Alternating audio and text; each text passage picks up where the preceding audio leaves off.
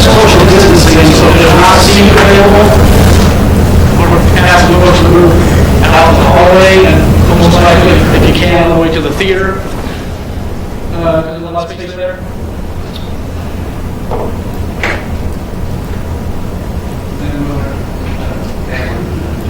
And we'll really get people in, just people want to talk.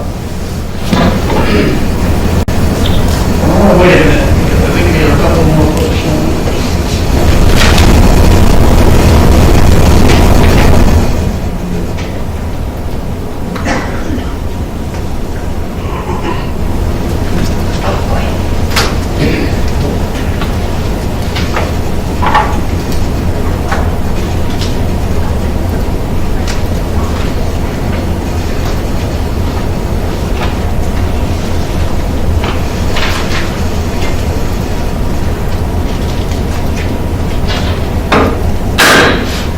Okay, I call to order this special meeting of USD 49 Board of Education for October 19th, 2020 at 5:30 p.m. The purpose of this meeting is to review quarantine requirements and voting level gating criteria. I thank the administration for arranging this meeting, and the board members for attending the meeting in such short notice, and for any visitors in the room. We have a real short agenda here. I need approval of the agenda. Our agenda is posted on board docs. May I have a motion to accept the agenda as written? I motion to accept the agenda. Do I have a second?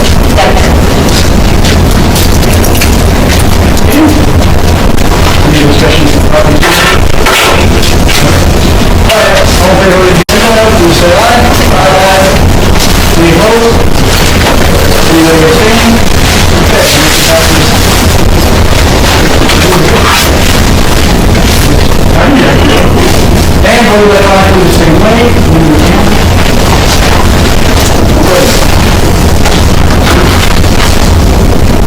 Alright, next item on the agenda is public comment. We would like to hear from folks in the room, if anyone would like to speak. Yeah, everybody that does want to speak, raise your hand, can I get some support? Okay. I'm going to read my little spiel here. This meeting is open to the public, it's not a public meeting, which means I ask for some control. This means that we welcome comments from residents to the district. But this cannot become a meeting in which we only listen to comments from residents and hear too much talk. So, simply put, we have some rules in place here. Number one, when you come to the microphone, please state your name and your address. We want to make sure that we're actually talking to folks in the district. Please limit your comments to 3 minutes. And don't be offended if time runs out. We want to give everyone a chance.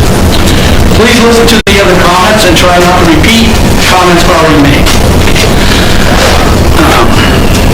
Now, board members may ask clarifying questions, but this is your time to speak to us and for us to listen, so don't be insulted if we thank you for your comments and do not ask follow-up questions. So I believe we had, I saw a few handful hands up there, so why don't we have, I think the coach wanted to say something first, is that right? Sure. Yeah, please, and then we'll rotate through. Thank you guys. Welcome to speak. My name is Tony Hill, 1410 West 430. I am the teacher and weight training teacher at East High School, also the East High football coach. I just want to speak on behalf of the student athlete body tonight, and I have a chance, I have an opportunity as a weight training teacher at the high school. I come in contact with about 300 to 350 kids a day. Coach the football team, there were probably close to 400 kids a day. And I would say 80% of them are student athletes. And so I've got a really good gauge on what we're seeing with our athletes and what we're seeing from them when they leave for quarantine and when they come back. And the things that I'm seeing, the traumatic things I'm seeing with them as far as mental health, where they're at from when they leave compared to 14 to 17 days later when they get back, is just very alarming, and I wanted to speak on their behalf. A lot of student athletes I told today that I was going to be here they want to be here as well. I told them they couldn't. They wanted to line the halls and they wanted to do, but I told them, you guys, that's just under these current circumstances, not the smartest thing to do. But they wanted somebody to come represent them as well as some of the parents doing today. Sure. I want you guys to understand that the changing of this of the quarantine policy, shortening the quarantine policy, eliminating the quarantine policy, is so important to the mental health of the students at the school. We know about what they're doing in school, but specifically, me speaking on the student athletes, we've got kids that they spend time. We've got young men, young women. They're spending time at that school, sometimes 10, 12 hours a day. And for them to get that taken away from them for 14 days, longer periods than that, for them not to be able to be around their teammates, be around their classmates, be around their school, is extremely traumatic. Now, I don't want to undermine the severity of the virus and what's going on, because I do understand how serious it is, but I also understand how important it is for these kids to get back and get back with their classmates, get back with their teammates. I see them come back to the school, I see them come back to the weight room, and they're different. They've changed. It takes them a while to get back going with things, and it's not physically, it's mentally. It takes them a while to get back going, it takes them a while to get back in the mode of going to school, and it's been pretty traumatic for them. Selfishly and specifically, it's been pretty traumatic for our football team. Is that something we need to think about? I think it is, because it's extremely important to us, and specifically, you take a perfect football season as we have going, and you take 3 or 4 or 5 key players away, and we see what happened on Friday night. So I come just to beg you and plead to you that we make a good decision tonight to give us a chance to get these young men and women back earlier, and these kids back earlier, so they can have a chance to be kids again, student athletes again. And I just hope that we don't end up ruining a playoff season as well because the football gets away. So thank you very much for hearing me out. Appreciate your time. You bet. Perfect time. That's great. Thank you. Okay, anybody else wants to come up and make not the exact same comments, please? Do we have Dr. Harris here? Yeah, Dr. Harris is here. Yes. Okay, and... Go ahead. Well, I can follow up. Okay, sure thing. Just want to make sure you have a chance to speak. Is it okay if we take our masks off? Yep. My name is Lindsay Dreiling, and my address is 314 West 32nd Street here in Hayes. Superintendent Wilson and school board members, thank you for having us here tonight. We seriously thank you for the timely responses from many of you regarding our emails this past week. We truly have appreciated the open communication with a lot of you. Like I said, my name is Lindsay Dreiling. My husband Doug and I have 4 children in the Hayes School District, including a junior at Hayes High currently on quarantine. We feel that over 5,500 missed school days due to quarantine for students in this district is too much, especially when not one of those students has tested positive. We received a phone call from Principal Straub on October 11th and an email with quarantine instructions and a return to school date from the school. We did not receive any notification from the county health department until early today when I requested it. This also was not an isolation order. It's an isolation order that I received, not a quarantine order. My son and those currently on quarantine are not sick and should not be under an isolation order. I'm here tonight to ask if you have the authority to issue a quarantine order. I've been informed by the Kansas Justice Institutes of successful challenges of school district quarantine claims in the Kansas City area, and I just would like to share some information. First, per the KDHE website, only the county health officer, Jason Kennedy, and the state health officer, Dr. Lee Norman, have the authority to issue a quarantine order. This must be an order in writing, which I do now have and received because I requested it, but I'm aware that not all students in quarantine right now have even received this order. Also, our order is misstated as November 19th instead of October 19th. This process is further explained in KSA 65-129B and C, where statutes do not expressly or implicitly authorize a local health officer to delegate this power to a school employee. Therefore, a school employee is not statutorily authorized to order students to stay home from school. Therefore, the purported quarantine orders are, in our view, oversteps requiring immediate and public correction. If there are, in fact, bona fide orders, they must include the statutory language. And if they aren't bona fide orders, then parents need to know these are just merely recommendations. Parents deserve to know how, why, and under what authority our children are allegedly under quarantine. If the communication we received from USD 49 is not a legal quarantine order under Kansas statutes, then we deserve to know that we can advocate for our children to return to school if they are not exhibiting symptoms. The Kansas Department of Education had a news release back in March that stated neither the Kansas Department of Education nor schools have the authority to quarantine anyone who isn't exhibiting symptoms. My son and other students are not and have not been exhibiting symptoms. So according to the Kansas Department of Education, the district does not have the authority to prevent them from attending school and getting the education they deserve. Thank you for your consideration. Like I stated initially, I look forward to receiving an answer as to whether or not do we actually have the authority to keep our students out of school on a quarantine order, which I interpret as being much different than an isolation order. Thank you. Okay, thank you very much. Okay, anybody else? Okay, please. Okay. You got the time going? Yeah. Thanks. Yeah, that's good. Hello. Hi. My name is Renee Myers, and I live at 1107 Stonecrest Road here in East Kansas. When we were uncertain of the process to slow down the spread of COVID, the protective measures used and the need to quarantine for 14 days was believed to be a way to protect our students and educators. When I received emails from the school board, I received one in particular that indicated we need to be careful for the older educators and some of the unhealthier students. So that is on my mind when I read this. Now that we have more information and data, it is clear that the need to quarantine is unnecessary and too restricting. What is of more concerning to me and many of us parents here today is the resulting behaviors and outcomes that have started solely because of the quarantine. Not the other measures, but solely because of the quarantine practices. Some of the information I'm going to share was not directly told to me, however, it was shared among some of us parents.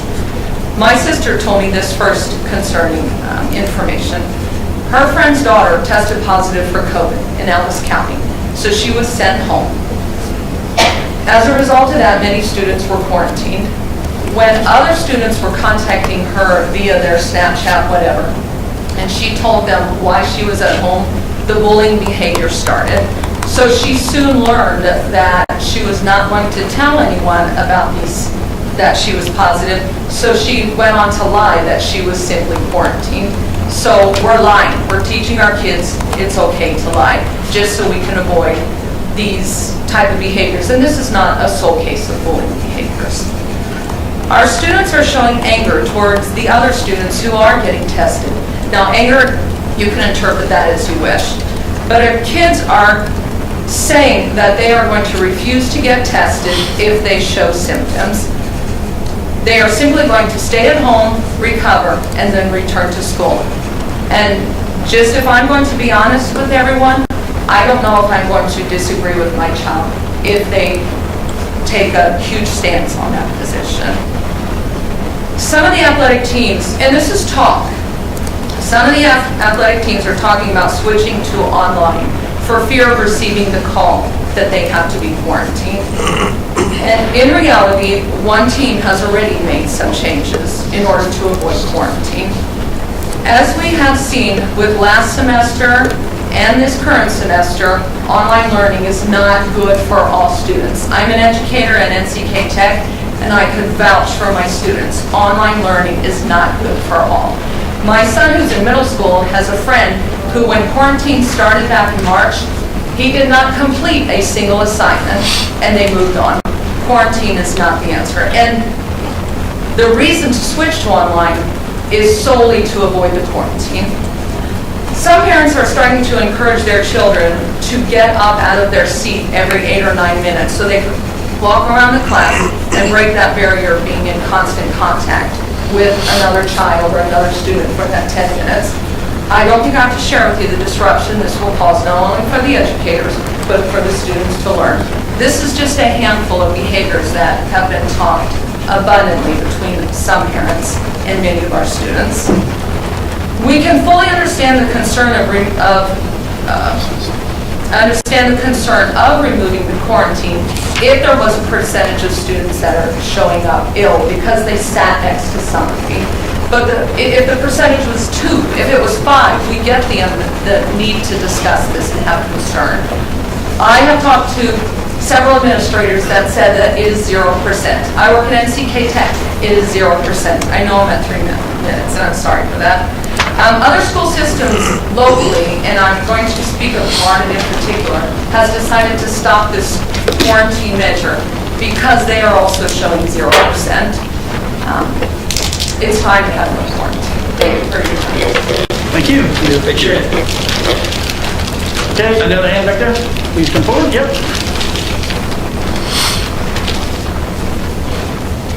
My name is Amanda Bruce. I live at 1401 Montgomery Street here in Hayes. I have a 15-year-old freshman at Hayes High, and I have an 11-year-old at Roosevelt in 5th grade. Unfortunately, due to my profession in nursing, I tested positive for COVID-19 on September 17th. My children were required to quarantine until October 1st. No big deal, right? We fought our way through it. My daughter returned to school on Thursday, October 1st, and intended also on Friday, October 2nd. She was so excited to be back and was anxiously awaiting to return on Monday, October 5th. That excitement came to a halt when a classmate tested positive for COVID-19, and Emmy was sent home to quarantine yet again.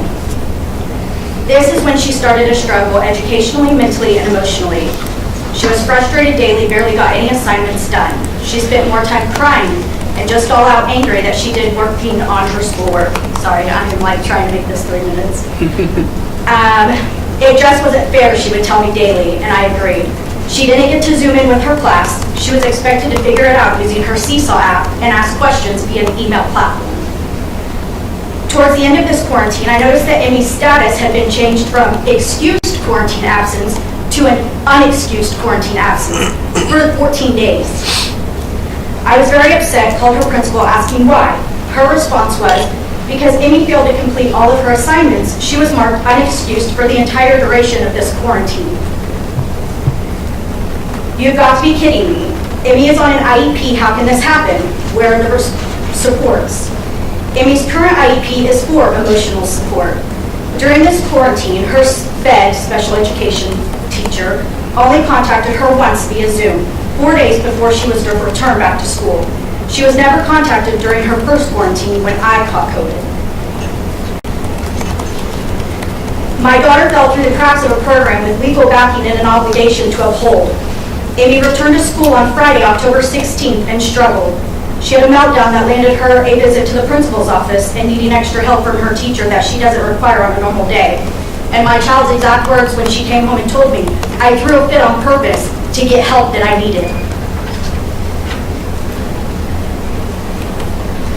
If things couldn't get any worse, on Saturday, October 17th, my son tested positive for COVID-19. When Kim from the Ellis County Health Department called, I bawled for several minutes. I spent 2 hours in Walmart parking lot, never going inside. When will my children be able to attend school and receive an education they deserve and have a right to? Then it gets even worse. On Sunday, October 18th, my daughter tested positive for COVID. How is this even possible? She was in quarantine for 14 days. This changed the game for Emmy, and saying that makes me feel like an awful mother, but it's the truth. Had Emmy tested negative, she would have had to quarantine for 24 days. Because she tested positive, she only has to quarantine for 10 days. Let's do the math. From September 17th to present day, Emmy has only attended school in person 3 days. My straight A student with a dream to be a veterinarian and every possibility of becoming that now has F's and failed her first 9 weeks. I beg of you to please consider the change because these children are suffering horribly. Thank you. Thank you. Thank you. Okay, I didn't see any more hands, I don't think. Dr. Harris, do you want to have some comments? Sure. So my name is Dr. Heather Harris, 2720 Thunderbird Drive. So I was asked to come today. I've had the fortunate privilege to, obviously, we've been visiting since the beginning of the school year, spring and summer. And then I also have the fortunate experience to meet with all of the administration for all the Alice County schools every week. And we review all of these things and the numbers, and the staff is doing an amazing job of trying to keep the kids in school the best that they can. You know, they haven't been given a very good rule book, neither have you, on how we're supposed to proceed. You see that lots of things are happening all over the state, from schools not going to school at all, to schools to having no quarantine, to schools not having any sports at all, to us really getting to do most everything with, unfortunately, the quarantine. We've had 9 weeks to look at it. We've all been looking at the numbers very closely. You've seen all the math and all the numbers. Some kids have COVID. A lot of kids have been quarantined, much more proportionate to the other group. We do feel that the kids have not been getting sick. I can't say that 100% because we haven't tested any of those kids. So I cannot tell you 110% that those kids have been negative. So we're assuming because they don't look very sick, but we do feel like we have got a lot of reports of people being sick on quarantine. So we're taking that as what it is. We've talked a lot about different options out there, whether it's a no quarantine or a 7-day quarantine. We've gone back and forth. I think the thing with COVID, everyone has to remember that because it takes on average 5 to 7 days for people to get sick, it takes a couple of more days for you to go to the doctor, a couple more days for you to get a test back. The length of all of that, every decision you make is about a 2 to 4 week look back of if that was a good decision or not, okay? If you kind of look at the 4 days kids returning, I wanted the kids back, don't get me wrong, but we saw how that took, if you see from the beginning of when the kids got here to the end of when it kind of settled down, that was almost a 3.5 to 4 week thing. So the idea is to think that everything you do, you have to kind of sit back and look back, in my personal opinion. Whether it's from hospitalizations, people acutely sick that we see every day.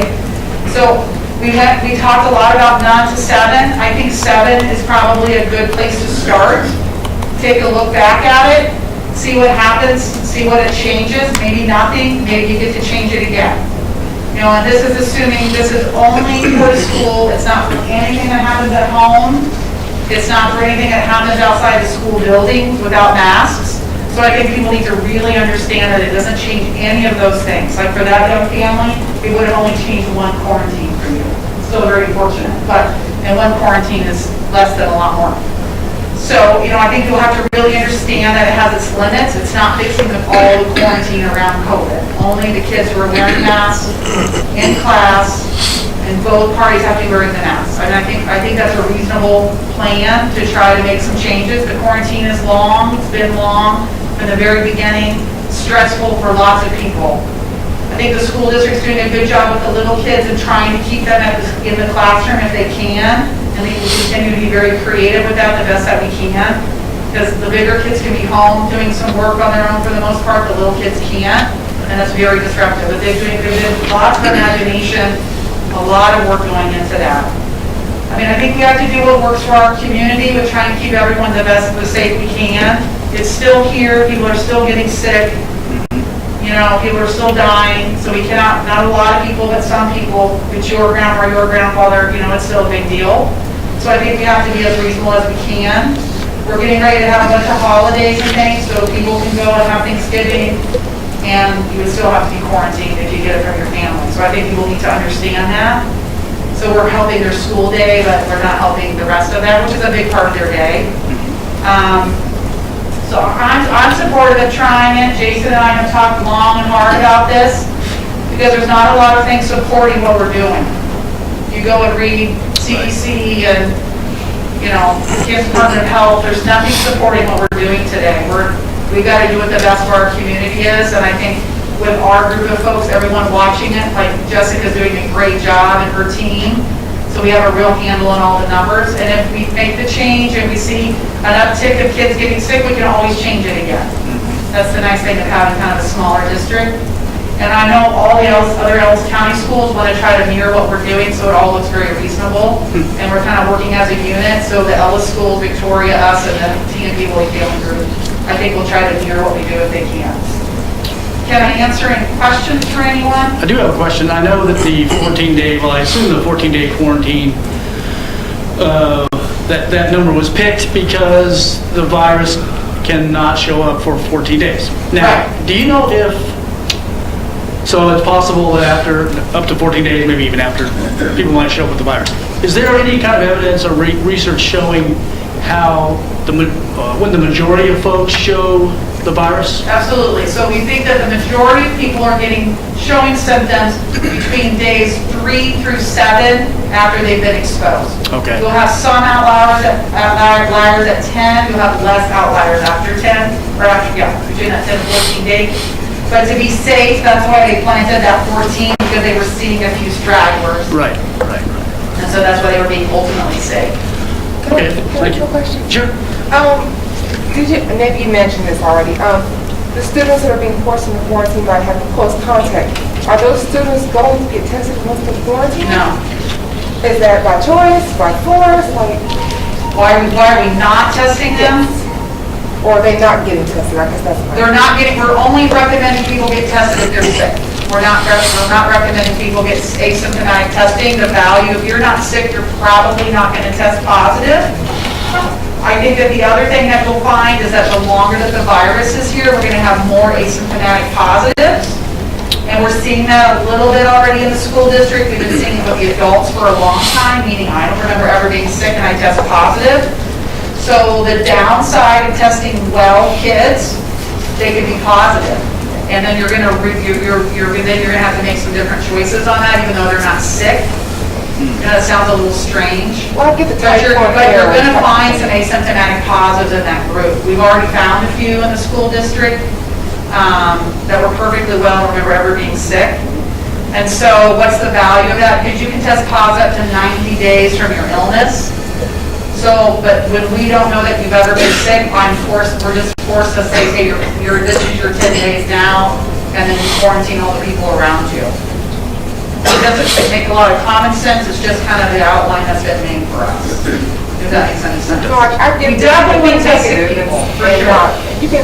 And I think there's some value maybe in testing household members if they're home for a few days, if they haven't, I think there may be a little value in that, but going and testing every kid that sits around the kid in English class, I think we talked about that, actually, a little bit of being an option. We could do it. I mean, we have a capability of testing, but that would just create a lot of work for lots of people, including parents. And you're probably going to find some, you're going to find some positives in that group, some asymptomatic positives. And that's how it is. And you guys are still continuing to meet every Tuesday and address address all this and reevaluate? Till into COVID time. Okay. Dr. Hess, Yeah. so on the close contact, what about the difference if you have a mask or you don't have a mask? Well, we think it helps, right? I don't know if I love this layer of Swiss cheese cartoon, if everybody's seen it. I'm like, that's what I mean when I say this. So everything has a layer of Swiss cheese, and as you keep lining it up, it limits the contact. So we think the mask helps. Not perfect, but it helps. The hand washing helps. I know, at least at the high school, they're cleaning desks every time I'm here. I turn around, my son. So I know they're cleaning everything, and then trying to keep social distancing, which we know is a super big challenge for our schools. They're doing the best that they can. So I think between, the hand washing and the mask, we know that it reduces it. And that's kind of what we've been showing, that we have all these kids quarantined, but everybody's been wearing a mask, and we don't feel like anyone's gotten sick because of these processes, if that makes sense. Everything collectively is helping. It appears to be. It's not a great double-blind placebo-controlled study, by the way, but but we do show, hey, we have hours and hours of kids on quarantine, and Jessica's been paying attention from the very beginning. Does anybody that go home come back now sick? And we haven't had one yet. I'm not saying, we can test everyone, so like I'm saying, but clinically that's what we're seeing. Everybody's been staying well so far. So they may be well, but they could be asymptomatic. Sure, but we all could be. Right, and so when a student is quarantined at home, are there instructions given to parents about, I've read about the spread at families of quarantined kids. Sure. Do we have any data that shows that parents, grandparents, wherever they're quarantined are catching it? for asymptomatic kids? Oh, for asymptomatic kids. Jason, I mean, I know that they're spreading it amongst group settings, okay? Right. Most of the stories we hear is, I went to a wedding, I went to a party, I went to my friend's house, I went to a movie. It's like all these social settings that no one has a mask on, and you're with each other for long periods of time. The majority of those are the stories. And then typically someone's saying, oh yeah, I wasn't feeling very good before I got there, most of the time. I guess I don't quite, Mr. Pelster, ask me the question again. I was just worried about a lot of our, let's say, elementary kids that are quarantined are Yes. going home and being quarantined with grandparents. Sure. And we know that grandparents, different, are very Absolutely. high risk. Yeah. And so I didn't know if we had any data on that. No, I don't have the data to show anything like that. I mean, we know that, you know, the kids are great spreaders, but luckily not, they don't get really sick. So we're fortunate for that. They're great spreaders of all illnesses, by the way. I had another question. I don't know if it's Dr. Harris or Mr. Wilson. If we make an adjustment to the quarantine, either reduce it by this amount or this amount, in 3 weeks, do we need to come back as a board and say, hey, we've got numbers and numbers, we need to go back to where we were at? Can we Sure, do and that? we'll continue to keep, that's not gonna change. So we've got the flexibility. Oh, yeah, we're gonna keep track, and we'll spin this thing on a dime if it's not working out right. You know, if we see increased cases or things like that, we'll have to change back. But at the end of the day, we want everybody to be safe and be healthy. You know, and right now it appears to be that they're safe and healthy right now with the system that you have. But if you start seeing a rise in the kids, and we still have these gating criteria that you saw with the certain percentage, I can't read it off my mind, but a certain percent in the class, and, you know, then it changes that, and we'll continue that. And we've been following that for the most part anyway. We get a couple in the class, we close the small classroom. You know, really what has shortened us every single time has been the teachers. Well, we also said that if someone wants to serve out the 14 days, Yes. that is their option, because as a family, you can make that decision. If there's some health concern we're not aware of, then that is just something they'll have to let the school know. Yes. That's definitely a choice they can make for their children. Yes. Is it possible that in that same 3-week time, we decide that we have lessened the days, that we might even further lessen the days, or? This is COVID and anything's possible.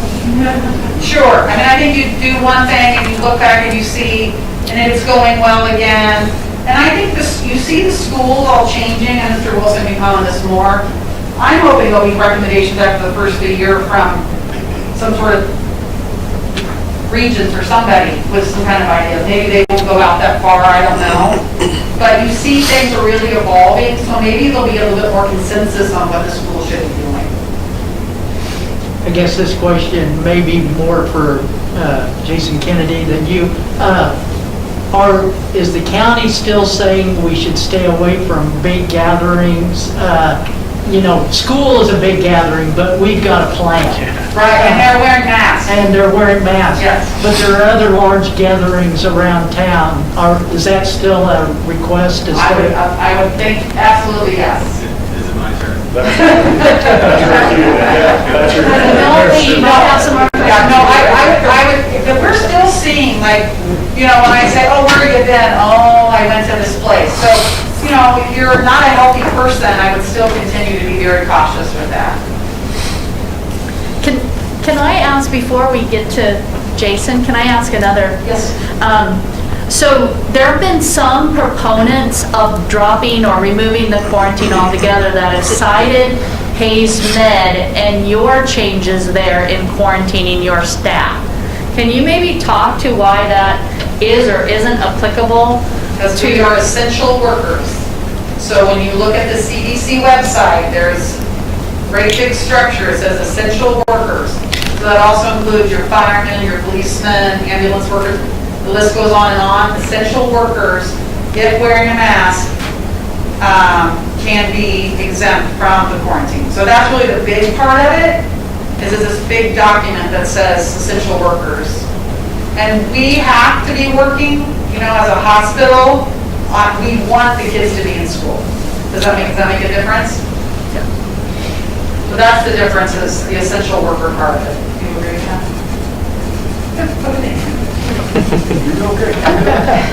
And are you tested more, is essential workers tested more Sure, we frequently, test- like yeah, every absolutely. week or Sure, we test twice a more. week in some cases? Yeah, we do. Yes, it's variable, but absolutely a lot more testing happening in that population. Absolutely. So this question may be for either of you. You guys pick. Why are there so many differences between county to county, especially here locally or in our state, and thus the differences of school districts? Because certainly when a school district makes one change, we're certainly being notified, and that's good to know what the others are doing, but can you maybe talk to why there's so much? And you mean the amount of, why there's so many differences in what the rules are? Correct. Because there's no rules. I'll take that one. Okay. Just hold the question. Everybody- Anybody, do you have any more Okay. questions for Dr. Harris that are specific to medicine? No, I think everything's been answered Great. as far as what I'm interested in. Yeah, and these folks from July want these kids in school. Ron's been pushing us for a while to look at the quarantine, and we've been looking at it. We just needed some numbers to make sure that it was a good decision. So they want the kids in school. There's one question that somebody asked about a recommendation rather than a requirement, I guess. That Jason's going to be talking about that? Okay. Thank you. Thank you, Thank you. Dr. Thank you. Jason Kennedy, Ellis County Health Services Director, Public Health Officer. I'm supposed to get my address 1007 West 36. I'm not sure I want to give that. Too late up in the record. I'm not going to talk at you guys a lot tonight. I know you guys had a ton of questions. I will say, today I got, I hope Ms. Bruce is okay with me mentioning her letter, but I received her letter tonight. There's probably two of the saddest stories I've seen from COVID is a nursing home in Colorado where the residents actually paid it in front of the building with signs that said we would rather die of COVID than spend another week without our families. And it made me Mrs. Bruce's situation with her child. And so we've all suffered from COVID. Everybody has. Everybody's had a negative impact. Everyone has had a change, a situation in their life, something that has been taken away from them, regardless of what that is. To some, it's their life. A few, a small number, which is good, much better than what was projected in March. Some people, it's their freedom of movement. It's they have to wear a mask, they have to do this, they have to do that. There's not a single person that hasn't had a negative impact from COVID. Medically, we're fortunate in the age group that we're talking about, kids. But we're not as fortunate in some of the age groups that represent our teachers, our administrators, our staff members, our volunteers, our janitorial staff. All of them fall closer to the age ranges where we have significant medical conditions or we have more disease burden. So if we look at options for schools, keeping kids in seats has been our #1 focus from the start of this. I'm a father, I have an 8, 6, and a 3-year-old. I want my kids in school, I understand the importance of my kids being in school. Most of my sanity, which I'm never home because of this job, but my wife's sanity is more important because her sanity drives my sanity. So as we look at that, how we do that, how we keep kids safe, how we keep staff safe, how we keep educators safe, how we keep staff safe, how we make everybody feel safe and bring these kids into an environment that they can learn, that they can be successful, and that the teachers are okay, they feel comfortable coming to, because they have the protection they need to educate our children. My child is not at risk, none of them. My 8, 6, and my 3-year-old are not at risk. I have zero fear for them and their disease burden or what would happen if they contract it. Good Could there be an extremely rare situation with one of my children that I don't know about? Yes, but there could be that same thing with any other disease, virus, cancer, you name it. So I'm not concerned for my children. I do share some concern, though, for the fact that my kid's teacher can't be affected if she's sick, or sorry, I didn't mean to, but that the teacher, the educator, the people that provide all of the care inside the buildings, they have to feel safe to be able to provide my child with the education that they deserve, that I want. So, as we look at that, how we do that, how we mitigate those impacts across the board, determines if we can be successful with modification plans or what modification needs to be made. So, I think you guys have already seen the numbers. I apologize for being late. I had a county commission meeting before this. They've seen the numbers with all the hours and everything else, so we don't need to rehash that. You know, I know everybody has questions, tons of questions. We'll get down to that. I do know that masks suck, quarantine sucks worse, and COVID has just been realistically a giant dumpster fire for the entire year. So, starting from that basis, how do we get through it? How do we get through the next year, 6 months, 8 months, 2 years? Vaccine, the closest we're looking at for a vaccine realistically in this population, in the non-at-risk population, is probably a year from now. So I think they just started trial with kids last month.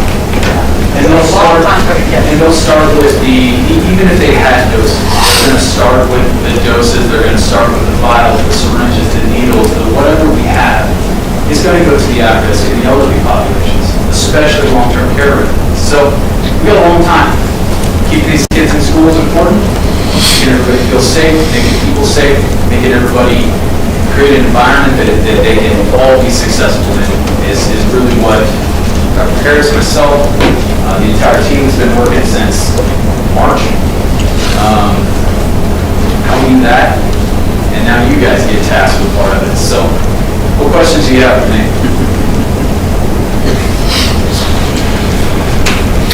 I asked that question earlier when you were over here. Are you still saying to everyone in Ellis County, stay away from large groups, large gatherings?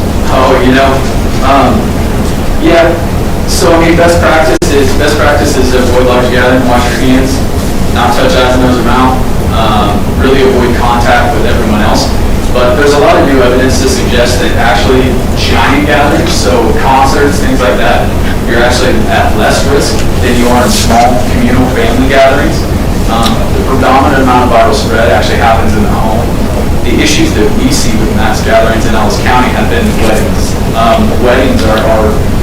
Weddings are a giant communal family gathering. So it's like taking your home but putting 500 people in it, and you all go there to hang out. You all go there to see each other. If you go to a concert, I don't know anybody but the person I came with. I'm packed into a gym. I'm really only around a small group. So those communal mass gatherings probably lead to maybe more spread, and we're also not taking any mitigation measures in some of those settings. So I don't know very many people that probably hang out in their backyard with 40 people with masks on, 6 feet away with a pole, you just don't see that. So it's really just being around people. COVID-19 spreads person to person through droplets. Aerosols is also a big push lately. I do think there's a lot of evidence to suggest aerosols, short-range aerosols, not so much airborne, but aerosols. I appreciate what you've been doing for everyone. My worry is with your statement that masks suck. I think that's a wrong statement to the general public in Ellis County, because I've been to 2 city commission meetings, heard the city commissioners say, if you want to help keep our schools open, wear your mask. Sure. I make trips every so many days to see my 91-year-old dad. I don't say masks suck, I want to keep him healthy. So I think we, as a school district and a community and as everyone, need to be saying, be safe, wear your mask. Sure. Yeah, I'm also not delusional to the point that I don't know that everybody else that wears these masks enjoys them. So the effectiveness of masks don't fall into the fact that the inconvenience of it sucks. It's, nobody generally loves doing this. But I'm an adamant supporter of masks in schools. I will not go against that statement because masks are what have allowed our schools to open when KDHE criteria said we shouldn't. Masks are the reason why our schools have continued to stay open when KDHE criteria said probably shouldn't. Masks are the reason why we're able to have in-person education when other schools aren't. And masks just might be the reason why our numbers are what they are, and that we've got 6,000 hours of quarantine and not a single kid that has tested positive. Now, we got to remember what that number, like Dr. Harris talked about. Absence of evidence is not evidence of absence. So just because we haven't had a kid test positive out of that group doesn't mean that there's not one that would have if we would have tested the entire group. So it's, we gotta remember that there's limitations to anything we do, including testing. Now, there's one parent that had indicated that she had received a notice from the school about quarantine versus isolation, and she did not feel that the school could make that a requirement, that you could only make it a recommendation. Yes, so, and actually her information was correct. So according to Kansas statute 65-122, actually 122 deals with schools having to refuse admittance to a student. Statute dealing with schools don't have the right to basically, for me to delegate my authority to them. There's a statute based in that. However, I have ultimate authority under statute 65-129, I believe is the exact one, but there's quite a few. I have the ultimate authority of quarantine and isolation in Ellis County. I like it. I would love to not have that position, but I am the one person that has to sign off. So regardless of what happens with schools, what we have done in schools is that the schools have been a partner with us from the start. The KDHE criteria says that schools should delegate a person to assist in contact tracing. So what the schools have done is they've assisted us in that contact tracing, they've assisted us in defining the students, they've also assisted us in making notification, because I'll be honest, we don't have the resources to do all of that. Plus, they're way better at it than we are because they understand the flow of those kids. They have the schedules in front of them. They're the ones that design the classrooms. They're the ones that set things up to make sure that we have the safe situations we have. Now, if I issue a quarantine notice to students, it is a legally binding document that is enforceable by a fine. The parent, whoever, would have the right to appeal that document in the district court. They have 72 hours to take that to court.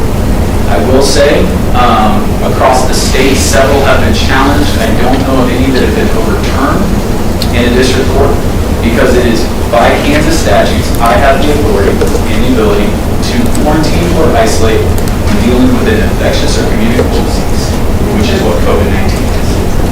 Now, the problem we get into is if we start fighting each other legally, we start fighting with lawyers, then we no longer have the ability to work together to come to a plan that helps. So in this case, we have not issued paper orders to these parents because we assume the parents want to do the right thing to keep the kids around them safe, to keep the staff safe, and to keep the buildings open. If I issue them an order, it has to be for 14 days. I will not modify that because then I have to modify it for every single person in the community. So if I issue an order from my office, it has to be for 14 days regardless of what you decide tonight. Now, if we work together and we continue to partner, and they continue to help us with contact tracing, and they continue to notify, they continue to do that, then technically, without a piece of paper and with no lawyers involved, is a recommendation to that parent that they keep the kids out of school for whatever time period you decide. Because you have the right under 65-122, Kansas Statute 65-122, school boards have the right to determine who can be in a school, out of school, and you have the duty to ban any student that is contagious or infectious. So you would have the right, in the absence of a direct order from me, which would be for 14 days, you have the right to determine a time period to keep kids out of school that you think is safe. Because in the absence of a written order, mine is a recommendation. Right. Thank you. And so far, the approach we've taken is to rely on experts like you and Dr. Harris to help us make those decisions. So I think it'd be smart for us to continue on that path.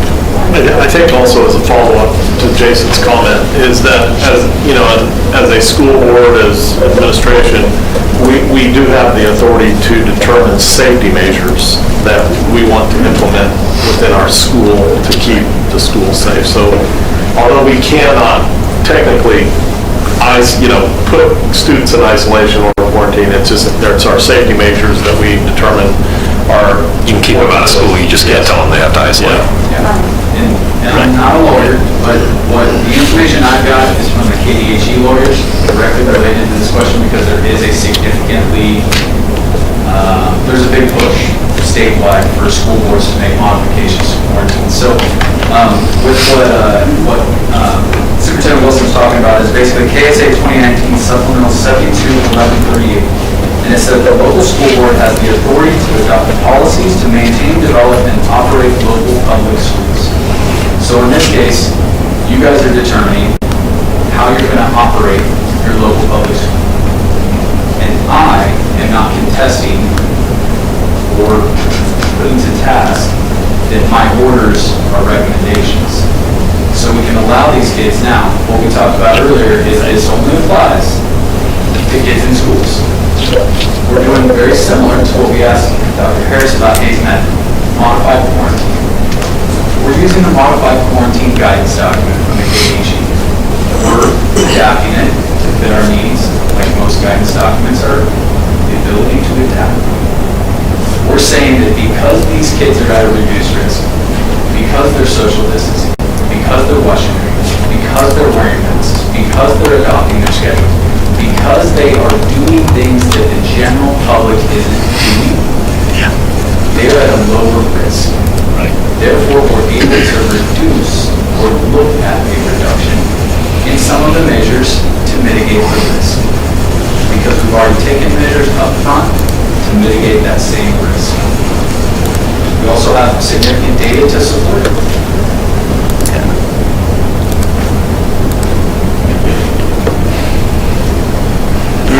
Am I allowed to ask a follow-up question? No, go ahead.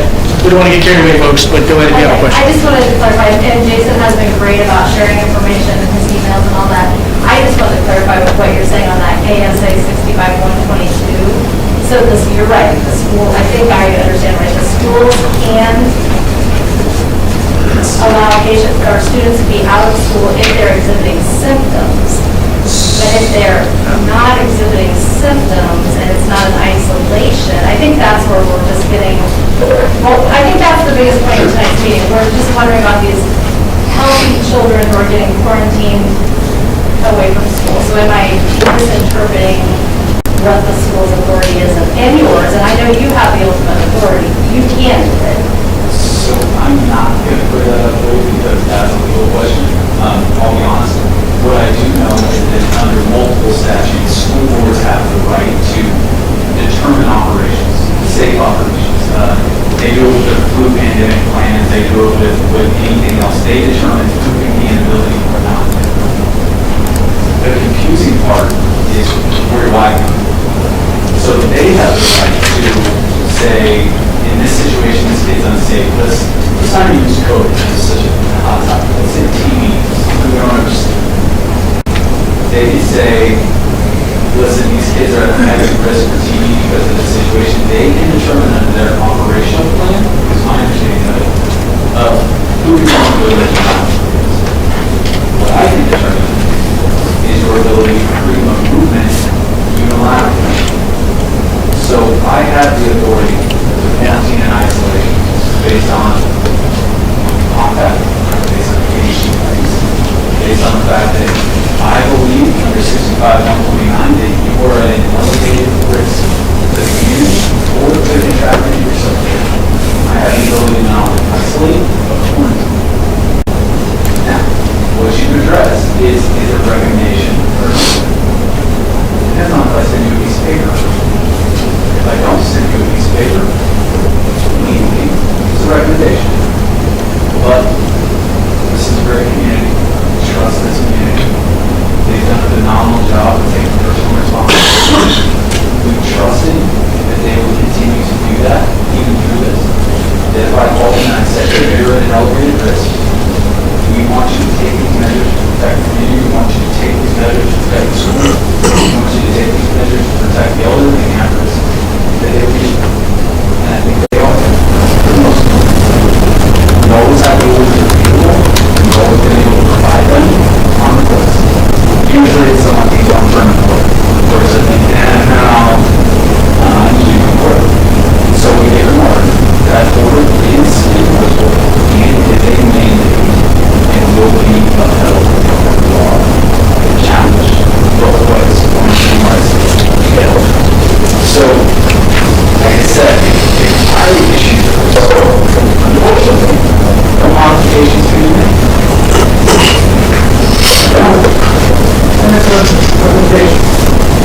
I recommend that if your kid's outside of school for the next 7 days after the vaccines, I recommend that they still in contact, monitor their symptoms, consult their symptoms, that they do everything they can to keep themselves healthy, that they may be able to contact their grandma or grandpa for the next 7 days, and that I further recommend that parents take responsibility to watch their children to make sure that they're making good choices and that they're protecting themselves outside. Because if I have to again, then there's not one that I want to be a part of. All right. Any more questions or comments for Jason? Oops. Jason, if a person is tested and comes back negative, are they can return to school immediately? Because sometimes You're talking about mandates or recommendations? So, no, they don't. Unfortunately, testing does not change your quarantine status. You cannot test out of quarantine. In the general public, we're not talking about this. In the general public, if someone is determined to be close contact, they go in and test on day 1, they test on day 4, they test on day 7, they test on day 10, they test on day 12, and day 14 they test again. If all those tests are negative, they're still in quarantine for 14 days. Because the testing is not based. The testing doesn't, you can conceivably test negative on day 2 and positive on day 5. You can test negative on day 5, test positive on day 9, with a latency period of the virus being 2 to 14 days. You could test positive at any point during that 14 days. Now, the median people, so there's a majority of people, test positive between day 3 and day 7, closer to day 7. 95% of people, now, any numbers I use today, absolutely, I give a caveat, they can change the minute I walk out here, and they're mostly based in like small cohort studies that, that's what we got. So, 95% of people test positive by day 11.2, at least is what the CDC data says. And 75%, or 95%, or 11.2, 75% are after that 7.5 day mark, that 7 day mark. So there could be a 25%. Kids generally lower impact lower symptoms, just don't see as much. But if people have symptoms and they go in, they get tested, and they come back negative, then they're allowed back to school because they got that. I mean, they were never known to be, they might have been exposed, but they don't know. So no exposure, They just go in because they had symptoms, and so they take they immediately after they get it. Yes, sorry, I missed. Well, it's a dual, many phases to that question. Yeah, if you're symptomatic, if your kid is symptomatic, which I know Dr. Harris will recommend this, we recommend this. If your kid is symptomatic, please remove them from school. Remove them from sports. Remove them from their life. Go see your doctor and get them tested. If the kid comes back negative for COVID, even though he's symptomatic, by my standards, they can return to life. Now, this comes back into school operations. Schools have operational plans that, depending on the symptoms or how much symptomology there is, they can prohibit that child, but that comes into operational planning. As far as I'm concerned, if you have a negative test, you can go back in the system. And so that's where that rationale comes. If you're tested positive, you're informed, 10 more days. Yes. Or somebody's exposure is 14 days. Yes. So the latency period of the virus is 2 to 14 days. The latency period means how long you can essentially live dormant inside your body before you become infected and then transmit. You cannot infect others. You can't transmit the virus if you yourself are not infected. So it's not like you can walk through a COVID cloud at Walmart, immediately go home like you're carrying the virus on your skin, shake your hair out and get your family sick. Like that's, is it conceivable? Yeah. Is it likely? No. So you yourself have to become infected. So the latency period of the virus is 2 to 14 days. You could be infected after exposure up to 14 days. Could be. Like I said, 75% after 7 days, 95% after 11 days. Would have already been infected. They would have showed symptoms. So that's if you're close contact. You become symptomatic, you want to be tested. You're close contact, you're symptomatic, you want to be tested, you test negative, you can return to life. We're basically saying your symptoms are from something else. That's why I encourage people to go to their doctor. The doctors can determine a more likely diagnosis. Strep is really prevalent right now. Flu season's coming on. We're going to see quite a bit of that symptomatic negative for COVID, positive for flu, positive for strep. Oh, the 10 days. I think there's some else for that.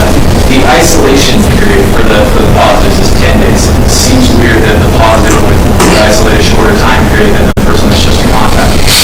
The justification for that is they've not been able to grow or reproduce live virus out of samples after 10 days. So to believe that any virus that you would have in your body after 10 days is no longer able to continue, is no longer contagious. You can't infect other people.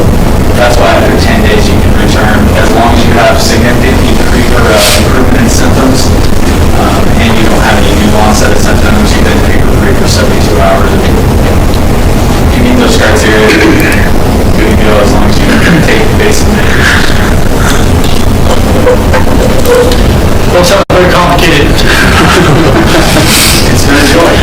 But I say that because all along, the district's approach has been to develop plans and modify those plans as needed, ratcheting up or ratcheting down. So it seems to me that it makes sense for us to, at this point in time, look at changing some things, and if we need to ratchet back up in a couple of weeks, we can do that. And I think the important thing to remember too is, and like I said, I'm not one to throw my weight around. That's not the game. If we see things turning the wrong way in schools, you won't need to reconvene because I have the authority of quarantine. So if we see things turning in the wrong direction, if I start issuing letters to students, that changes the 7-day quarantine right there, right back to 14. So it's, we're not going to wait for a board. We're not going to put anyone at risk. We won't wait for a board meeting now, it's not that we wouldn't address that at a later point, but if we see something like that, I do have the ability to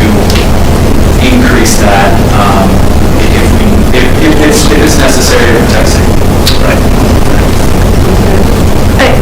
I would like to ask, is there any additional or higher grade equipment, whether that means more of a high grade mask or goggles, face shield, whatever that means, that would help a student if wearing that would avoid quarantine? Yeah, actually, so if you look at the K-12 schools, the modified isolation and quarantine requirements from the KEG, they actually have under defining the close contact, which anyone can access these documents on the KEGKS.gov. If you go into the K-12 section, the section defining the close contact. So if positive case of close contact is or cloth face mask at all times, this reduces the risk of developing COVID-19 diseases. However, the use of cloth face mask does not eliminate the risk completely. Therefore, close contacts would still be subject to a 14-day quarantine. That's why we have the 14-day quarantine, even with the cloth masks. Now, the sense out of that, any close contacts that were appropriate PPE, defined as either a fit-tested N95 mask with protective eyewear. Fit-tested N95 mask means you have actually gone to a facility, they're not, they fit test their staff.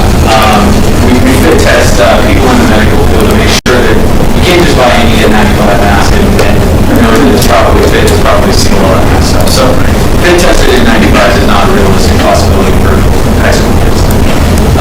Fit tested N95 mask with protective eyewear or a surgical mask like these blue paper, the medical type masks with a face shield would not be considered close contact. So if kids were wearing these type of masks with a full face shield, and a full face shield pretty much covers from the top of your forehead down past your jaw and goes around kind of ear to ear, is what they consider a full face shield. If they're wearing those two things, then they would not be determined to be a close contact, which means there would be no quarantine either by me, no exclusion from school, any of that kind of stuff, because they don't meet the KEG criteria for close contact. And I don't know whether our policy, I don't know how easy it is to get those materials either, but I don't know whether our policy would go. Surgical masks are expensive right now. So would be expensive for a new surgical mask every day.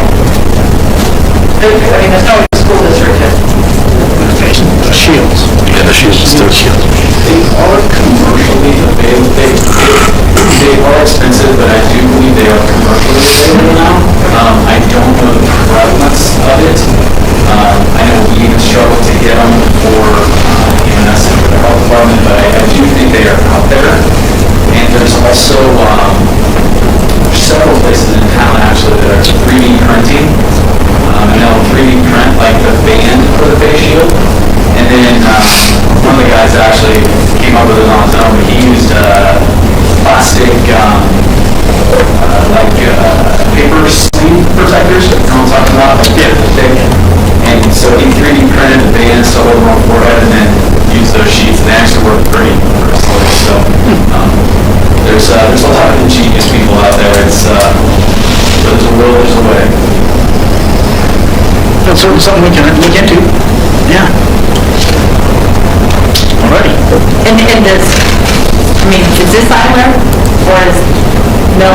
So you have to what we look at in the eyewear is only, so what we really want is a type of goggle, some type of almost like a sealed goggle that secures to the face on all sides, especially the upper and lower part is sealed to the face. And then with that it has to be the properly fitted N95 mask.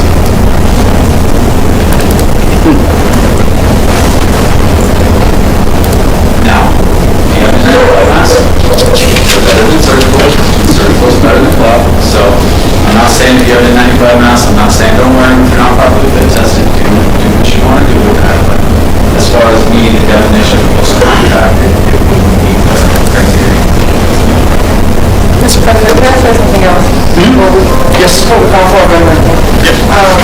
really great to everything that the department of school board is doing. I want to speak to something that hasn't really been addressed, and again, maybe it's outliers. I heard your story. I resonate with your story. Those, again, are those outliers, falling through the cracks. I don't think that, again, just estimating, I don't think the amount of quarantine days would have reduced significantly because there were so many positive cases coming out of a particular household. But the falling through the cracks is definitely an issue that has to be addressed. And again, that's not the school thing, obviously that's the school thing. So I mean, I definitely know that there has to be an issue for that. The mental health of the students and taking the responsibility. I feel like we're saying, okay, we're now trusting you that you're going to make the best decisions if we reduce this down to 7 days. But this is also the same people that are justifying potentially lying to hurry up and get back to school. So these parents really have to drill the importance of being genuine and authentic and truthful to keep people safe and healthy. Like, I have a question about your ethics if you're justifying the lying about these type of things. Okay, thank you. Questions for me? I think not anymore. I think we're good. Thank you. Thank you. Thank you. Ron, I do have a question for you. The board, as people know, we've received a lot of emails from folks asking us to get rid of the quarantines or shorten them. And I've received a few emails from parents that don't want us to change anything. Have you gotten feedback from staff on how they're sort of leaning on this?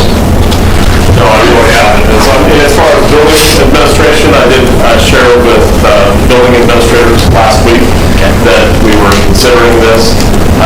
It was received very positively from the building administration. One of the things, and I didn't understand this, even from a teacher's perspective, it can alleviate some stress from the standpoint that when they are trying to teach the class, but also have a large quarantine class, by having less kids that they're trying to do two things at the same time, it will relieve some stress there. Okay. We could have possibly less kids in quarantine. Because that is one of the things we have heard from staff is that it's tough because they're trying to do two different, methods with the same lessons. So as we continue to evaluate this, you guys continue to have the weekly meetings and things like that, I guess, with Mr. Kennedy and Dr. Harris and the administration. What is your recommendation at this time then? Well, and our recommendation is that we move from the 14-day quarantine to a 7-day quarantine, and that would just be for classroom. If everyone is, in a term of being close contact, they would only have to do a 7-day quarantine period. And that's in the document that was in your board docs. It's also included with the gating criteria that we went over last week, or how long ago, it was like this last week, or 2 weeks ago. That board meeting. Okay. And in terms of, the gating criteria, that we are trying to specifically just look at buildings, and if we're at 1%, we're kind of on an alert status. If we get into a 1.5% of the population, the student population, we would look at where maybe some of our spread is coming, and could possibly go remote for 1 to 5 days, and then at 2%, we're looking at at least a 5-day school day remote learning status. So that's the gating criteria. I don't know if there was anything specific about that. That's pretty much what I shared at the last board meeting. Right. So one just quick clarification. If this is approved, will those students that have been quarantined for at least 7 days return? Or do they have to? That would be the plan, is that if the board does approve to move to a shorter quarantine, is that we will alert those families, those students this evening, and allow them to come back tomorrow, because they have served at least 7 days. Okay. So we're prepared to send out a message to those families this evening. Before we end tonight, I want to talk about bullying and stuff like that too. So, just for your information, I want to get into that for a short second. Sure. Okay? Can I clarify one more thing, just to make sure? When you guys look at this, and make sure that the parents understand this as well, the 7 days is strictly for contacts inside a school or classroom. There are still going to be situations where kids are going to be out of school for 14 days. There's going to be situations where kids are unfortunately going to be out of school for 24 days. I don't like that. I'm not a fan of this plan with the length and the duration. But if you have a positive inside your home, if you have other situations, you have unmitigated contact, there's situations that the standard quarantine will have to take place, and that will happen through our office, through official notices and letters. Unfortunately, it just has to be that way because we know that ongoing transmission inside the home is significant risk. We know that a lot of those situations. So the 7 days strictly accounts for the people that are contact traced through the USD 489, that are contacts inside the classroom, mitigation measures in place, that kind of stuff. So it is going to throw a little bit of a wrench in there for people when we call them. So I just want to make sure that parents understand that there are certain situations where we'll have to continue with the current guidelines. And we did spell those out in this release that will allow what it does not include. Because there's so many little fuzzy areas.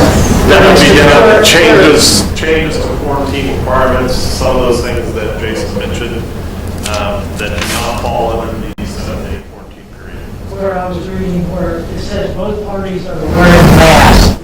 Let's say you have two cross-country kids running together after school, and the one are wearing masks, and the one test positive, so that's going to go to a 14-day because they're not wearing masks, so they're looking at the policy. So, contact tracing is it is part of science, part of art, and it's just something that our staff has been doing it for 9 months, 8 months.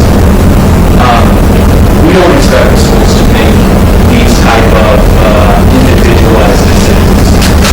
That will happen through us, through our office with contact tracing. We work really well with them. They help us, they give us that information, but we'll provide guidance on those. We look at it as far as the level of risk. So, 2 kids that are running cross country, 6.5 feet away from each other, outdoors with a 45 miles an hour, they have a completely different situation than 2 kids dressed for 25 minutes, scoring on that. So, we have to look at something. You cannot build a plan that responses every situation. So, we unfortunately just have to use some judgment. We have to really look at the event, the level of risk, play that against what the science says is the level of risk, and determine the best course for the student, for the contact, and for really anyone else in the building.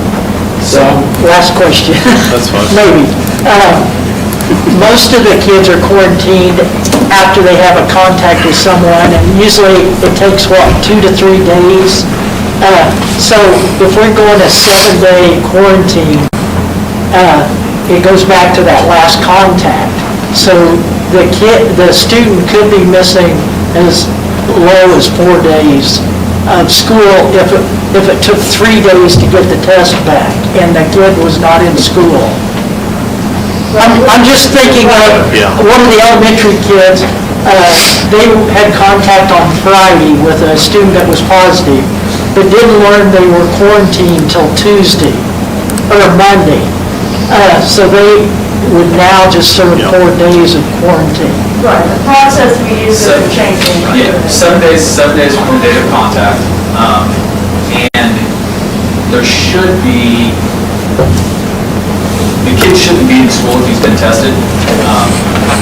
I think parents have done a really good job of that. If your kid has a test, they shouldn't be in school if you're waiting on results, so keeping the kids home.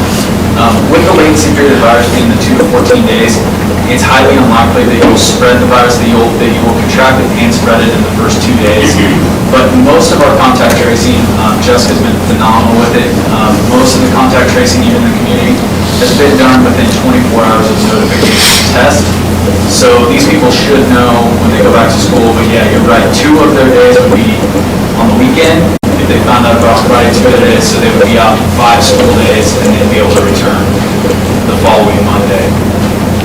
And the sick kids would still stay on 10. Yeah, this doesn't change anything for positives. Positives are just positives, there's no way, there's no modification there. The other thing that's gonna help that we've talked a lot about is this is the longest the kids have been in school together without a break. And we're getting ready to have several breaks in a row. Yeah. And I think that's gonna help this landscape a lot. Just in terms of even contact with each other. They just have, they've had no break with each other, and they're getting ready to have 3 breaks in a row essentially. And they're gonna get a break and another break. So I think that's gonna help. You see this a lot too, that break really helps.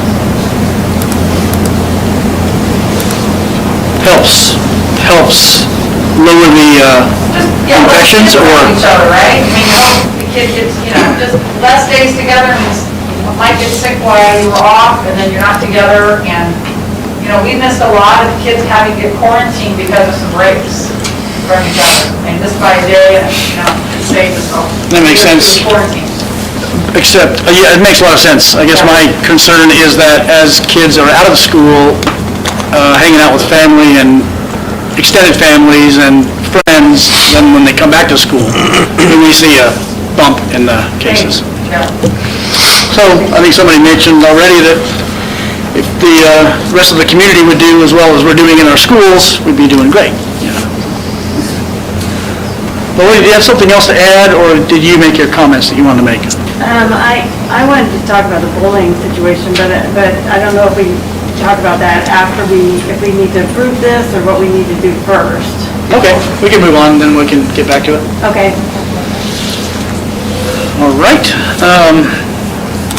Any more comments, folks, about the proposed policy? Do we all understand what's being proposed?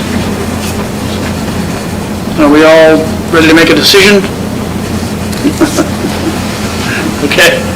I guess I'll go ahead and call for a vote, although technically I don't think we have to, but that's all right.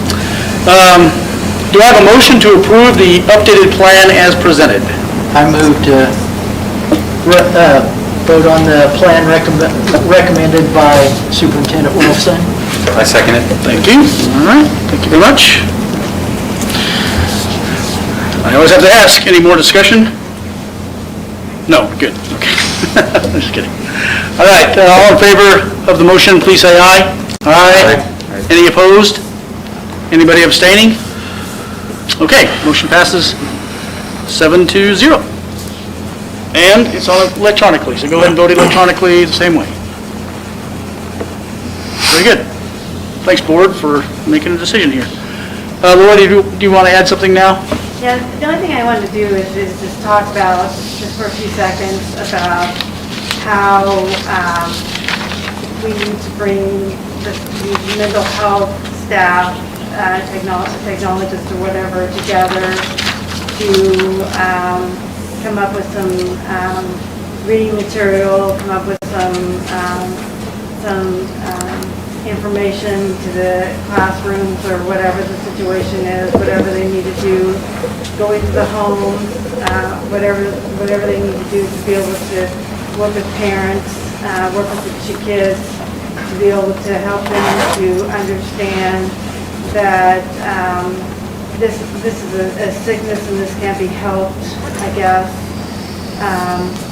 and to help with the mental health of the children, of the kids, and not allow this to escalate to the point where kids are being bullied like they are being at this point. Unfortunately, it's happening. It's going to happen. We know it's going to happen, but with some help from the mental health staff, teachers, everybody else working together. There's got to be some way that we can work together to make sure that this doesn't happen like it is happening now. It's not fair to the kids that they're sick, that they're, having to quarantine or whatever else, and they should be bullied by these children that don't want to be quarantined. So there's got to be a plan set up for that too. So I would turn that over to the mental health staff as well, and see if they can come up with a plan to have that situation as well. Help, and have the parents help as well with that too. There's parent science councils that can maybe come up with some plans too. Yeah, we did visit with building administration just last week about, and we're well aware that there is a tremendous amount of pressure being put on a student when suddenly they test positive and they feel bad that they've taken out people and forced them to quarantine, and there is a lot of pressure. And so we talked to building administration about making sure our counseling at the school is reaching out to those students and making contact and checking on them and how they're doing. So we are aware, and we're really trying to be observant of that. Okay, that sounds good. And I might add, and we need our staff, counselors, the mental health staff, but we also need parents in the community to help support these young people. And so, Jess, you started a mental health site link on our website, which has a lot of resources that are COVID related, that talk about if you as a family need the mental health support or how to work with families, even for our teachers. So we'll continue to update that and send things out through our social media, but there is a mental health page on our website. Okay, good. Recognizing that as well. Good. Yeah, anything that can happen at this point. And we are open to other suggestions for sure. Yeah, that sounds good. Thank you. And Mike, I'd like to just follow up just a little bit. First of all, thanks to the board for working through this. This is definitely, like we've talked about it, we just continue to do the best we can until we know better, and then when we know better, we try to make adjustments. It's a work in progress. Yes. I would like to commend Dr. Harris, Jason Kennedy for their work with our team. It's just, it can't be understated in terms of, I talk to other districts, and sometimes they're at odds with their county health officer, and there's a little bit, or medical professionals, and man, we have a really good team. We work well together. We bounce ideas off. We may not always agree, on everything that's said, but we tend to collaborate and come up with, a good plan. And this is exactly an example of this. This was just a lot of discussion, a lot of back and forth, running, emails back and forth, getting, some ideas. And so that's just, we have a great system, and it is true. This is all about just how can we ensure that the kids have a safe environment, staff has a safe environment, and keeping people in school. It's been great. So I just wanted to make sure I get that comment in. Nope, I appreciate that. I was going to say thanks to Dr. Harris for coming tonight, Mr. Kennedy for coming tonight, the speakers that were brave enough to stand up and speak to us, and actually for the emails we've received. Yeah. So I appreciate people reaching out.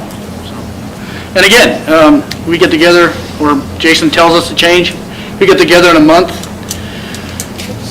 remove these requirements, that's great. If we have to ratchet back up, we might have to ratchet back up. All right, board, anything else you want to add?